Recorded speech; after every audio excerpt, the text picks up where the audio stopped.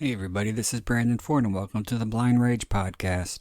For this week's TV episode, it is Tales from the Crypt Split Second, starring Michelle Johnson, Brion James, and Billy Wirth. If you want to watch along, you can find the episode pretty much anywhere, in particular on YouTube, where most of the series is, if not the entire thing. I'm using the DVD version as per usual. I want to get some of the plugs out of the way before we get started. Please don't forget to check out my books on Amazon.com or the Amazon app. Just type in Brandon Ford in the search bar. You'll find my titles in Kindle and paperback editions, as well as my author page. You can also find my books in audiobook format by going to audible.com or the Audible app, typing in Brandon Ford. If you don't already, please follow me on Instagram at writer Brandon Ford, on Twitter at Brandon Ford. And if you have any questions, comments, concerns, critiques, suggestions, recommendations, feel free to email me directly at blindragepod81@gmail.com. Lastly, just take 2 seconds to give the podcast a rating, a star rating. If you're feeling ambitious, I'll take a review, but I would really appreciate some ratings. It only takes a couple seconds, especially if you're using Apple Podcasts to listen. So, yeah, it's 1, 2, 3. Just select a star rating, even if it's not 5 stars. Although 5 would be preferred. All right, so we're going to get started with a 3 count, so I hope you're ready to go. 3, 2, 1, play.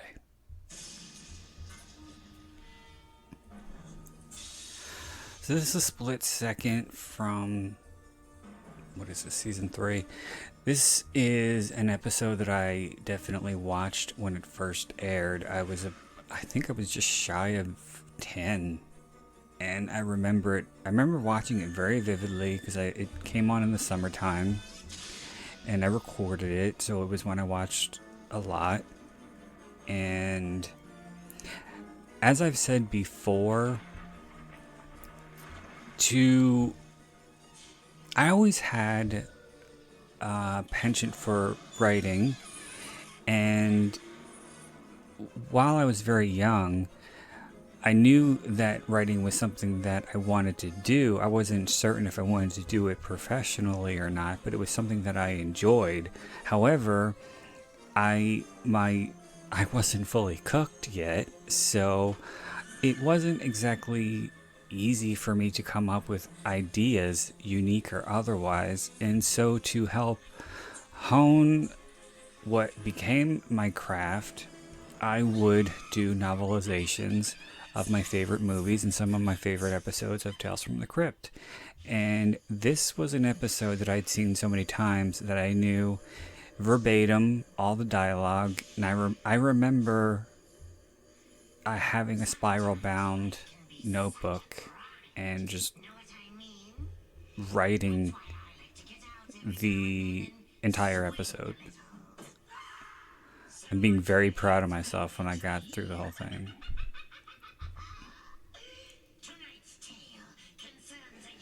Interestingly enough, we have Michelle Johnson as the lead here, playing Liz, and I just recently recorded the Strung Along episode with Zach Galligan, who she starred with in Waxwork. We also have Brion James, who has made a career throughout the 80s and I guess the early 90s. I don't know what the hell he's doing now, if he's still acting, but he has always played the villain.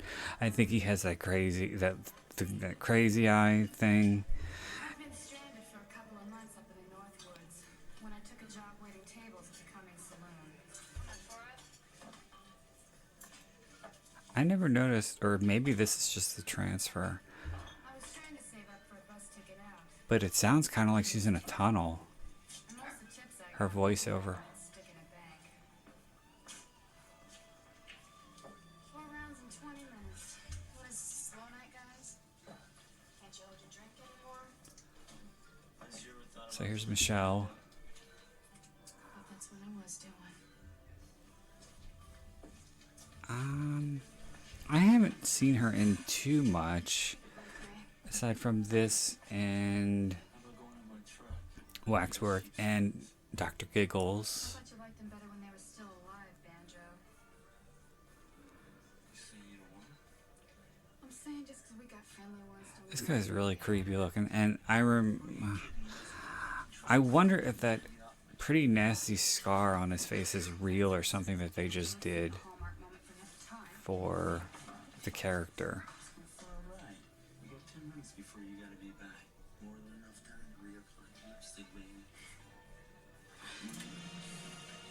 Lady's not interested. Here's Brion James. Fuck off, Dixon. Drop the knife. Drop it. This how you want to die, shitheel? I wasn't exactly looking for a knight in shining armor, but I did like them. Well, now she doesn't sound, her voiceover doesn't sound like it's in a tunnel. When I was getting defended. Apologize to the lady. That was weird. Sorry. Good boy. Now get the fuck out of here. He didn't hurt you, did he, man? No. It was nice of you. Thanks. Buy you a drink. This, I don't think is real. I mean, you know, I like the episode and everything, and it still remains one of my favorites, but it's not realistic in that He wanted me to be his wife. she just says, after a couple of drinks in the slow dance, he wanted me to be his wife, and she says yes, and she wakes up the next morning in his cabin, It's no coincidence. and It's the same letter that Steve it doesn't say exactly what, if they went and made it figured what the hell. legal, if they went to a courthouse or anything like that. This definitely doesn't take place in Las Vegas. But yeah, Dixon, I forget his first name, owns a logging camp, and he's got money. He had money, all right. Steve, there you go. That's easy enough. Right in the middle of his lumber camp. Lumber camp. He made love like a mountain man. He made love like a mountain man. What a And line. in the morning when he got up to go to work, I thought to myself, I just might be happy here. I think the bed is fucking ridiculous because he clearly made it himself, but he didn't bother to, like, you know, sand down the wood. It's just like tree bark, or tree trunks, bits of tree trunks just nailed together with the bark still on it. Here's this African American actor playing Snaz, Dan Martin. He's been in a ton of stuff, but I will always remember him or associate him. Well, I associate him with this episode more than anything, but I also associate him with Sleepwalkers. He played the cop who ends up becoming Cop Kebab. But yeah, I did see this obviously before I saw Sleepwalkers, and I remember being, I just remember being, oh look, it's Snaz from Tales from the Crypt. Either I lay you guys off, or we move over there. Well, we appreciate that, Mr. Dixon.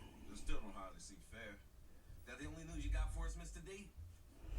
There's a rumor going around camp you went off and got yourself married. I don't know this. I can't remember this actor's name, the one who plays Artie, but I have to say he's beyond adorable. Does that mean we're throwing out the rule about no women?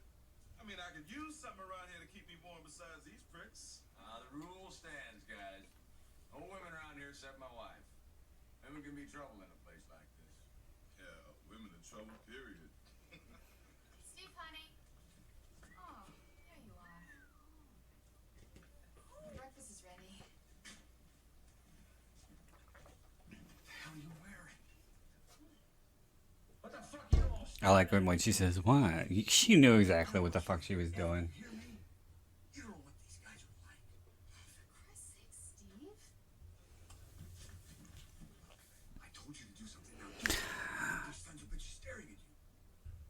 I think she falls, the Liz character definitely falls under, I don't know. I mean, she's not really, um, she's not really a villainess per se at the gate, but it's clear that she's very selfish. It's clear that she uses people, that she'll do anything to get what she wants, that she enjoys trouble, she enjoys drama, she enjoys attention, whether it's positive or negative. And one of the main reasons why she ended up marrying Steve was because he fought that guy who made some inappropriate remarks to her, the guy with the nasty scar. I remember that moment. Wait, hold on. Wait, this. I remember when this episode was scheduled to air, the promo for it on HBO. I remember that part with Brion James and his big crazy eyes saying, "Nobody kids about my wife." What is it about men? When they watch you the first time, I still don't know what the time frame is. think of you as theirs. They want you to If this is also like the next day or what. What in the hell was the meaning of that? I don't want them staring at you. You're my wife, goddammit. What are you afraid of that one of them might I don't know what the hell that voice was supposed to be. He sounds very, all shucks. I don't want them staring at you.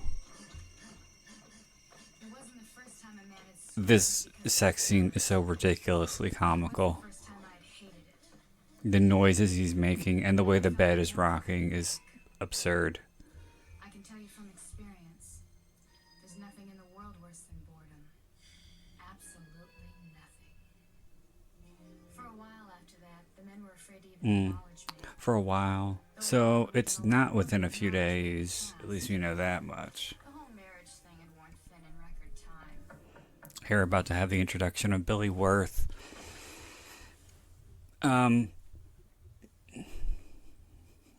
Who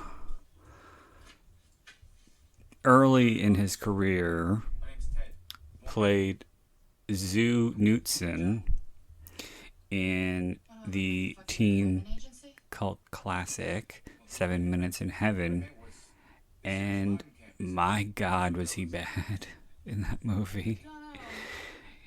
He was such a piss poor actor. And here he's not so bad. I was just telling your wife. It Come looking it for a job. seems like maybe he got some training, but I mean, he was ridiculously wooden in 7 Minutes in Heaven. And I remember when I first saw this episode, again, I was only 9 years old. I think I was just shy of 10, like a month or so. I don't remember exactly when this aired, but I'm pretty sure it was in the summer of 91. But I remembered thinking, because I wasn't really all that familiar with Keanu Reeves per se, but I remember thinking in this particular episode, or in this particular performance, Billy Wirth looked a lot like Keanu Reeves in the Bill and Ted movies, because I think this was right around the time Bogus Journey came out, or right before. And funnily enough, his character's name in this episode is Ted. So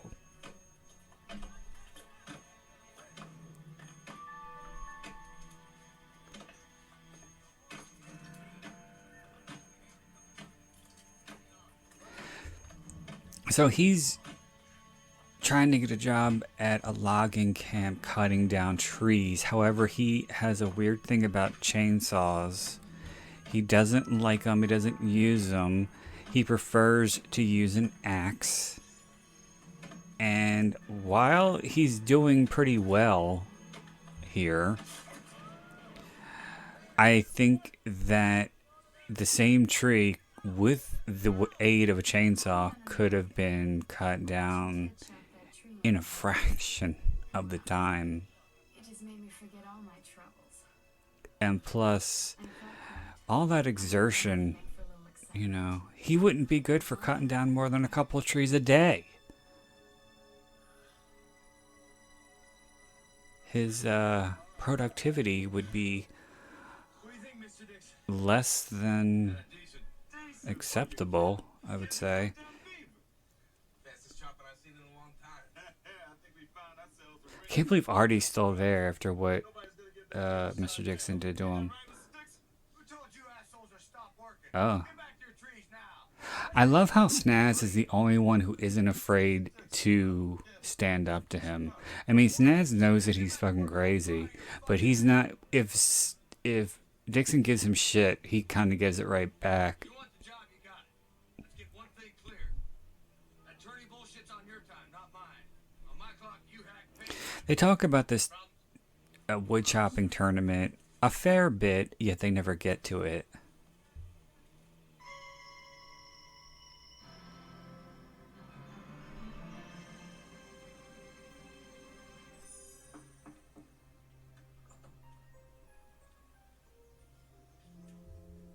Mrs. Dixon?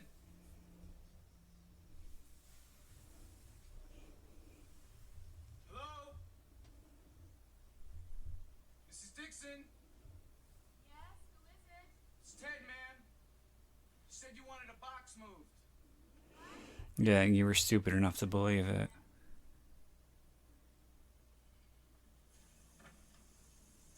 Mrs. Dixon? You in here?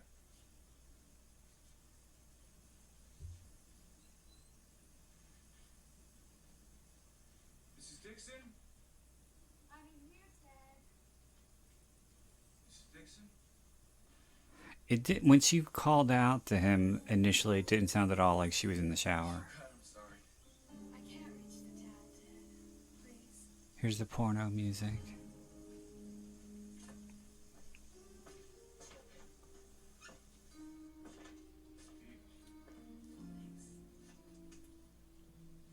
Would you drive me back for me? I don't think I should be in here, Mrs. Dixon. So then why don't you turn around and leave? I'm not gonna hurt you, Ted. I just want you to drive my back. Maybe you'd like to get the front first? Oh, okay, you win. Back first. Listen, I'll come back later. I shouldn't be here. Mr. Dixon wouldn't approve. Don't mind him. I don't. He's my boss, man. No. I'm your boss. This is what Skinamax movies are made of. Or were. Do they even still make Skinamax movies?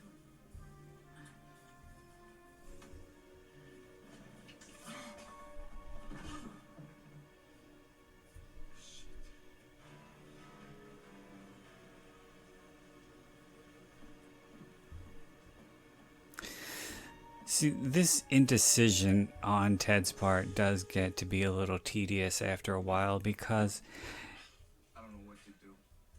I mean, you can tell that he's You guys won't believe how hot she is. he's She's so beautiful. he's a little apprehensive, For your own good. to say the least, because he knows about Mr. Dixon's Pussy wants a friend. unpredictable temper, and he knows the guy's fucking dangerous. He doesn't know exactly how dangerous just yet, but he will in a second. And what I don't understand is why he doesn't just leave. And he does say, I gotta get out of here before somebody gets hurt, but he doesn't leave. Well, then again, I think no, that's right. He goes and he tries to leave, and then she comes in and she stops him. You has been fucking my wife. Ain't Mm. I found one of your workers in my goddamn bed. Sure it ain't one of yours? While he is over the top, Brion James, You seem to know an awful he is good. It wasn't Artie that made that crack about your wife the other day, Mr. Dixon. It was me. You son of a bitch! It ain't my glove, Mr. Dixon. It ain't Artie's, it ain't Ted's, it ain't anybody's. For Christ's sake, take a look at yourself. You were a hell of a guy before you got married. That woman's driving you crazy. See, I like that about the Snaz character. He's not afraid to tell Mr. Dixon, as crazy as this guy is, Find out. what's what. Go with you guys. Why? What's the matter? Gotta get out of here before someone gets hurt.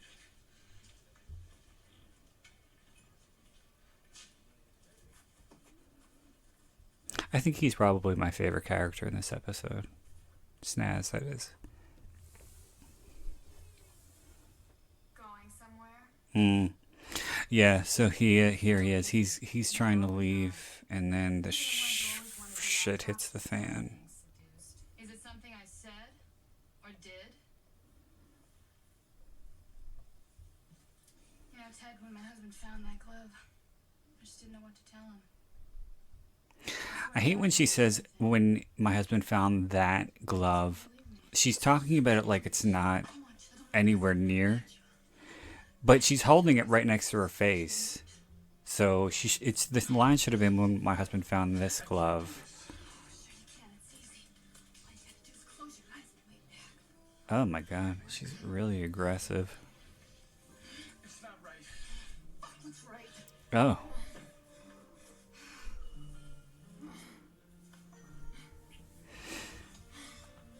Now, I think it's pretty clear what's going to happen. You just have to wait for it. Isn't that guitar music? Oh my god.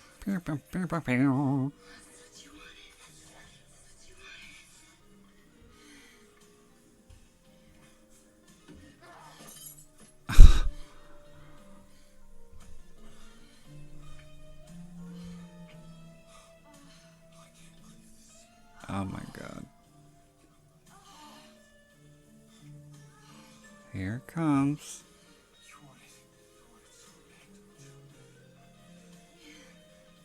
Ah.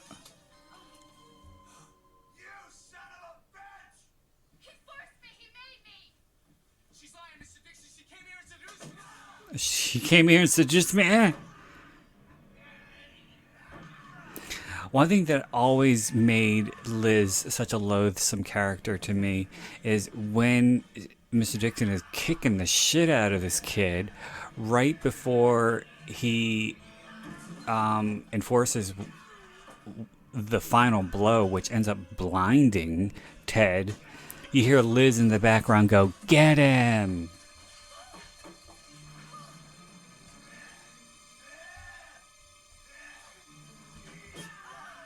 Ooh. Here it comes.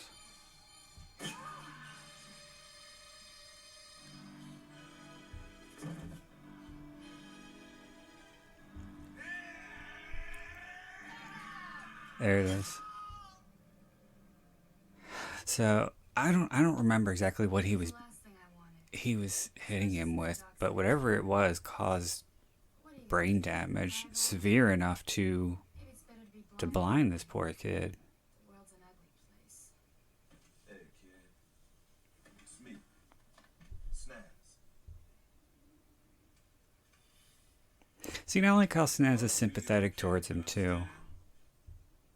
We're not gonna let And I think that we are nuts. What are you doing? Sit up. You coming with me? I think he helped orchestrate what ultimately becomes the revenge against Mr. Dixon. We're just gonna teach you a few new job skills, that's all.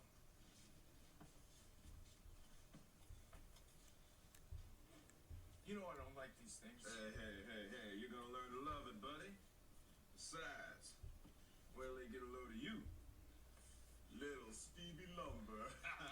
Hmm. We guess. Watching the men work with Ted bothered me. Why were they so determined to have him in a silly tournament? Didn't they all have anything better to do? I guess the final sequence is the tournament. I don't know. I don't know. I don't. Do it, Ted. Amputate. Make it pay for its mistake. Do it, Ted. Amputate. Make it. What always annoyed me about this is this little, pep chant that Snaz is doing. Wait. Here it comes. Yeah, what is it? When they knock on the door, they knock to the beat Mr. Dixon. of that chant. Ted's learned a new trick he'd like to show you. I don't give a shit. Wait, and the knife that they put to Mr. Dixon's throat is so clearly fake. Hey, Teddy boy. This ain't so bad after all. I told you he was gonna love it. Now we got some bigger logs for you to work on. Yeah, bring 'em on. As someone who is visually impaired, I don't think it's a good idea to be within a 50-mile radius of a chainsaw. Not only is it dangerous to you, but it's dangerous to everyone around you.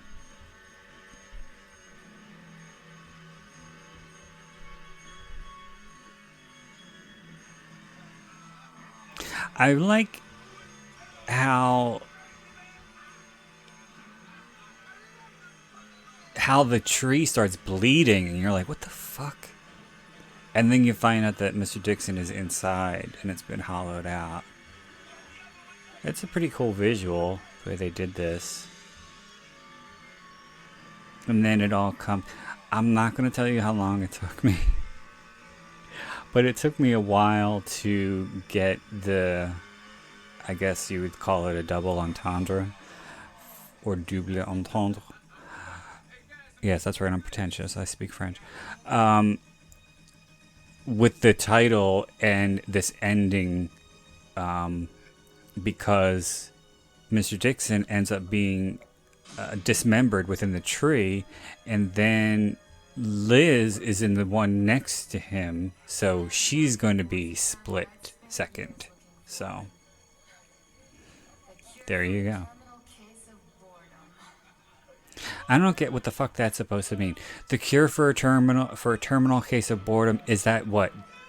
Murder, or is it death? I think it's supposed to be death. But if it's death, how is she the narrator?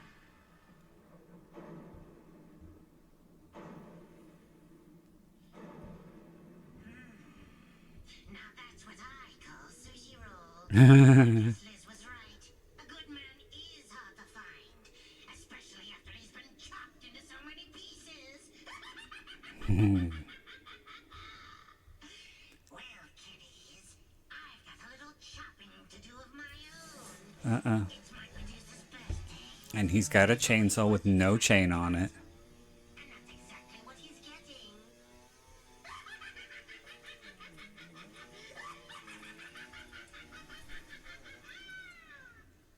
Okay, thanks for staying with me to the bitter end. That was Tales from the Crypt, split second. I hope you'll come back and join me for some more commentaries, more Tales from the Crypt, more movies, more fun. So until next time, this is Brandon Ford wishing you all unpleasant dreams.